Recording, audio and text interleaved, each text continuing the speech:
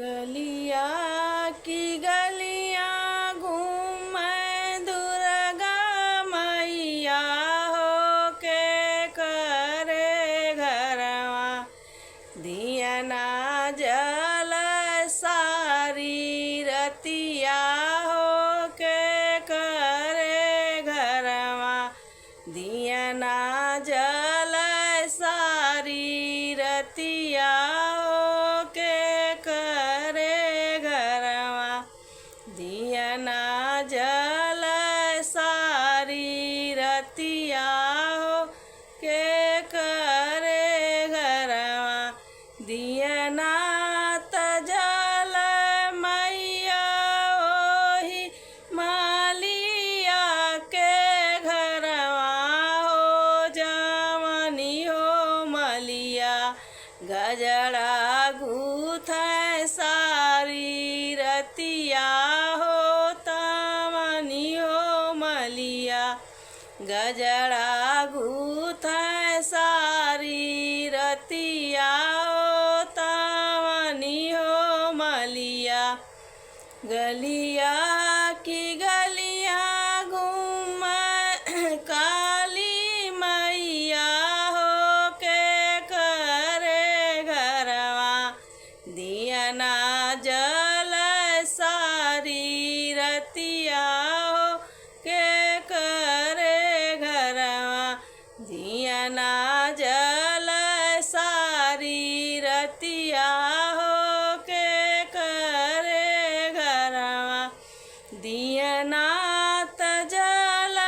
मैया ओही कोहरा के घरवा हो जवनी हो कोहरा कलसा गढ़ सारी रतिया हो तवनी हो कोहरा कलसा गढ़ सारी रतिया हो तवनी हो कोहरा गलिया की गलिया घूम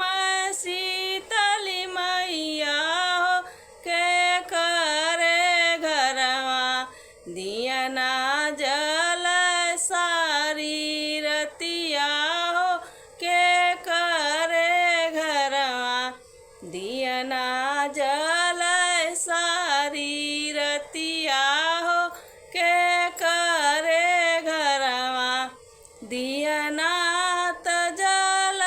मैया ओही पंडित के घरवा हो जवनी हो पंडित पोतिया बाँच सारी रतिया हो तवनी हो पंडित पोतिया बाँच सारी रतिया हो तवनी हो पंडित गलिया की गलिया घूम सा